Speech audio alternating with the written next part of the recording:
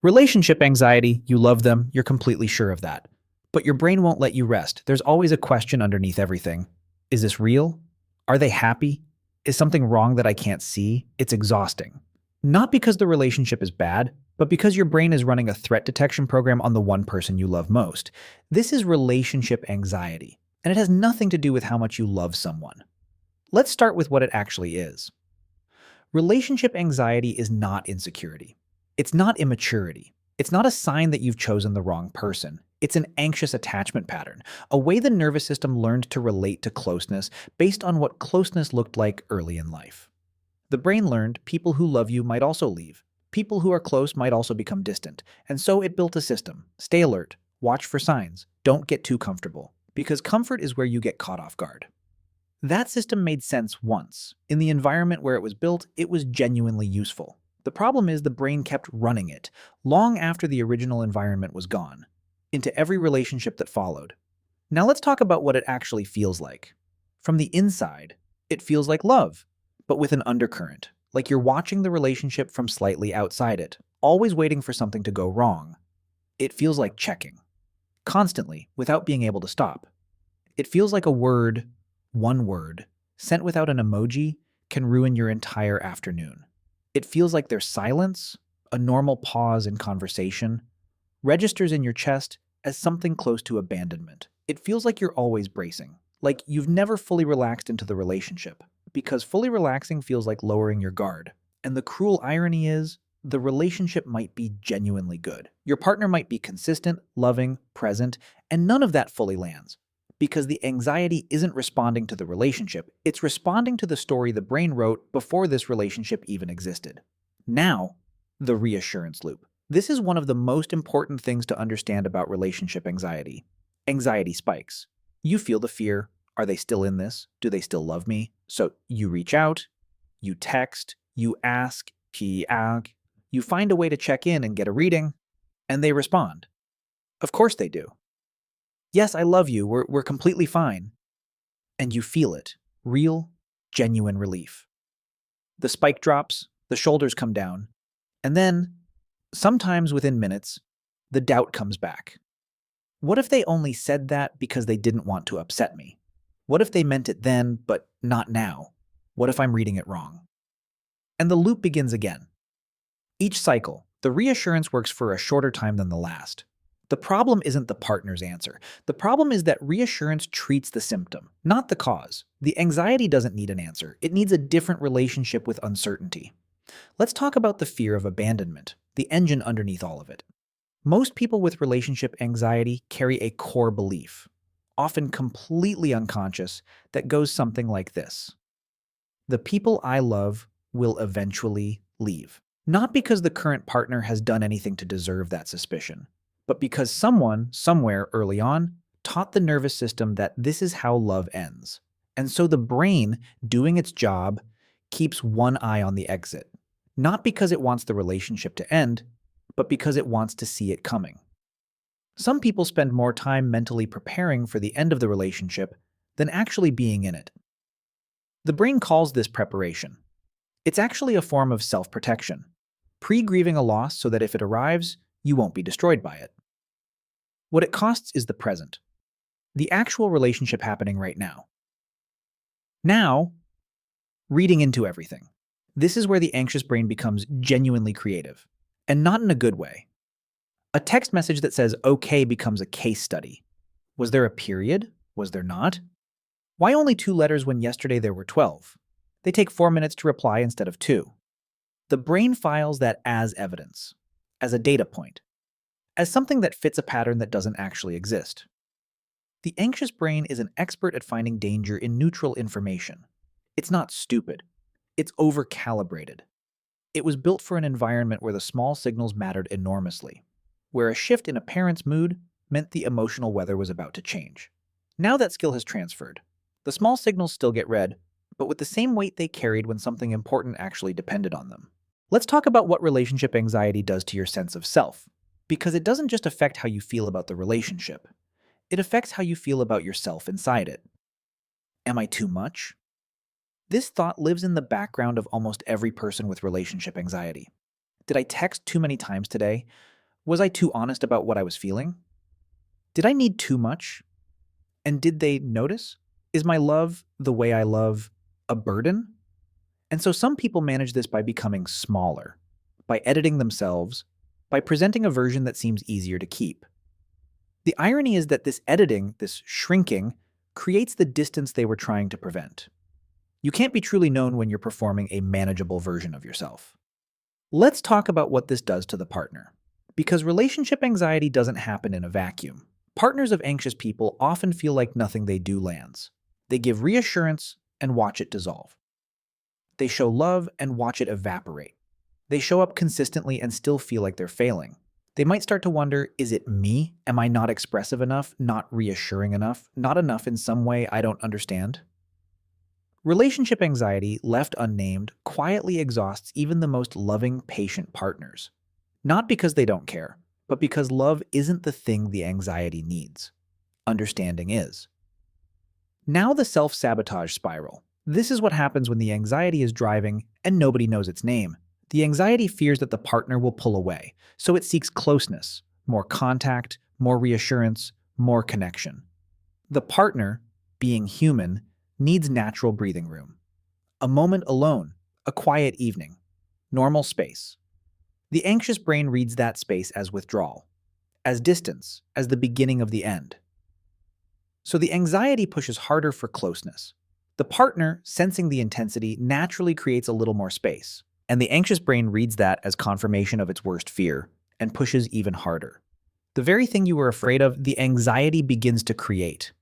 This is why naming it, identifying what's actually happening, is so important. Let's talk about the science for a moment. What's actually happening in the brain during a relationship anxiety episode? The amygdala, your brain's alarm system, fires. It detects something it interprets as social threat.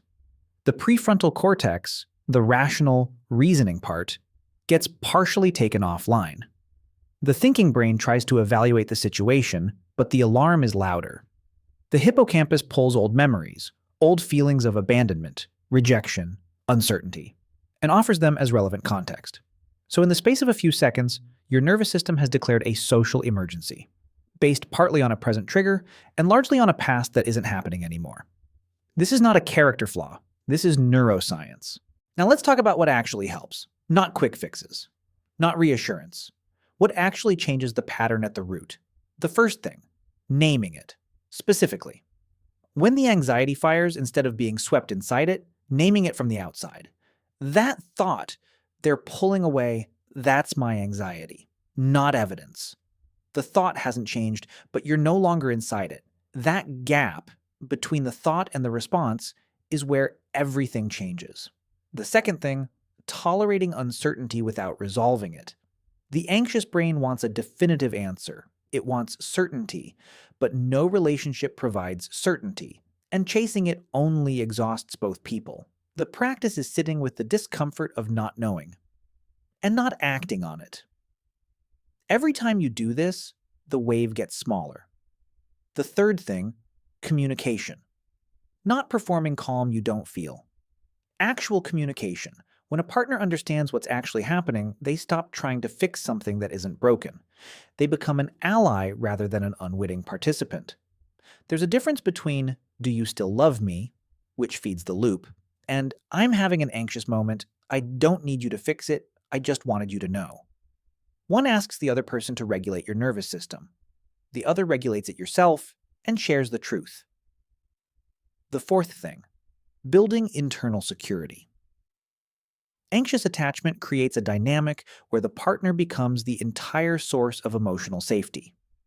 When they are warm, you are okay. When they are quiet, you are in crisis. The relationship has become the regulator. The work, and it is work, is building a self that can hold its own emotional weight, not to need the relationship less, but to need it differently. The fifth thing, working with a therapist who understands attachment, because the pattern was built in relationship, and it's most effectively changed in relationship. Approaches like emotionally focused therapy, EFT, and cognitive behavioral therapy, CBT, have strong evidence for changing anxious attachment patterns over time. Not because something is fundamentally wrong with you, but because the brain is plastic. It learns, and it can unlearn, and it can learn something better. Let's talk about what healthy attachment actually looks like. Because sometimes the pattern runs so long, people forget what they're working toward. In secure attachment, a partner's silence is just silence. A quiet evening is just a quiet evening. A moment of distance is a moment, not a verdict. In secure attachment, you can miss someone without it becoming an emergency. In secure attachment, conflict is a conversation, not a threat to the relationship's existence. This is what you're working toward, not the absence of anxiety, but anxiety that no longer runs the relationship. Let's talk about some specific situations and what's actually happening in each one. Situation 1. Your partner is quieter than usual. Nothing has happened. They just seem a bit distant. What the anxious brain does, interprets the quiet as withdrawal, scans for evidence, creates a narrative. They're pulling away, and begins to feel the feelings associated with that narrative as if it's already confirmed. What to do instead? Notice the interpretation. Ask, is this a fact, or is this the story I'm adding? Let a beat pass before acting on it. Situation 2. After an argument, the fight is resolved, or so your partner thinks. But for the anxious person, the argument doesn't end when the conversation ends. The anxious person is still running it. Every word examined. Did I say the right thing? Did they fully forgive me? Is there a residue? This is called post-argument anxiety, and it keeps the nervous system in a state of unresolved threat long after the actual threat has passed. Situation 3. The partner wants an evening alone, time to recharge, nothing personal, just introvert math. The anxious brain. This is the beginning of them pulling away. They don't want to spend time with me. They're tired of me. I'm too much. What's actually true? They are an autonomous person who loves you and also needs time to themselves. Both things are completely compatible. Let's talk about something that doesn't get discussed enough: the grief inside relationship anxiety. The person with relationship anxiety often has an unconscious grief for the secure attachment they never had, for the early experience of love that felt safe enough to rest in. And sometimes what feels like anxiety about the current relationship is actually grief about a much earlier one. There is something that requires being said directly. Having relationship anxiety does not make you a bad partner. It makes you a person with a pattern that needs attention. The most loving, devoted, thoughtful people can carry relationship anxiety because it was never about the quality of the love, it was always about the safety of the nervous system. Let's come to the close. What I want you to take from this, whether you're the person with the anxiety or the person who loves them, if this is you, the anxiety is not proof that something is wrong with the relationship. It's a signal that something needs attention inside the pattern. You are not too much. You are a person whose nervous system learned to love loudly because quiet love wasn't always safe enough to trust. The pattern can change, not because you force it, but because you see it, name it, and choose differently. One moment at a time. If you love someone with relationship anxiety, the most important thing you can do is understand the pattern, not fix it, not absorb it, understand it. When you understand what you're looking at, when you don't trust me becomes their nervous system is activated, the dynamic changes completely. Your patience isn't infinite, and it doesn't need to be, but your understanding can be a lifeline for both of you. The relationship worth having, on the other side of this work, is one where both people are present, not performing certainty they don't feel, not waiting for the other shoe to drop, not managing someone else's emotions or shrinking themselves to be easier. Just two people who know each other, actually know each other, and have chosen to keep showing up. Relationship anxiety is loud. It's convincing. It speaks in the voice of certainty about things it can't possibly know. It will tell you that the relationship is one wrong move from ending, that you are too much or not enough, that this good thing you have is temporary, and you will feel the pull to believe it, because it has been so convincing for so long. And in that moment, the moment you feel the pull, you have a choice. Not to eliminate the anxiety, just to not let it drive. That's not a small thing. That's everything. Relationship anxiety doesn't mean you love wrong. It means you learned to love in a world where love felt uncertain. The anxiety makes sense. The hypervigilance made sense. The reassurance seeking made sense. Given what the nervous system learned, every single part of this makes sense. And so does the work of changing it. Not because you owe it to anyone, not to become easier to love, but because you deserve to be in the room with someone you love, without being at war with your own brain. The love was never the problem. It never is.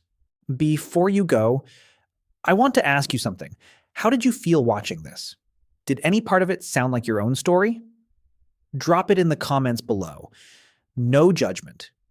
Just people who understand. If this video helped you understand yourself or someone you love, a like goes a long way.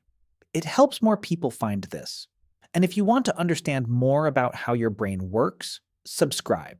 Every week we break down one thing about the human mind that most people feel, but nobody explains. You won't regret it. Everything covered in this video is rooted in real science. If you want to go deeper, the research on anxious attachment comes from John Bowlby and Mary Ainsworth's foundational attachment theory. For the brain science, look into the work of Sue Johnson on emotionally focused therapy. And for practical tools, the book Attached by Amir Levine and Rachel Heller is the clearest starting point. Links are in the description.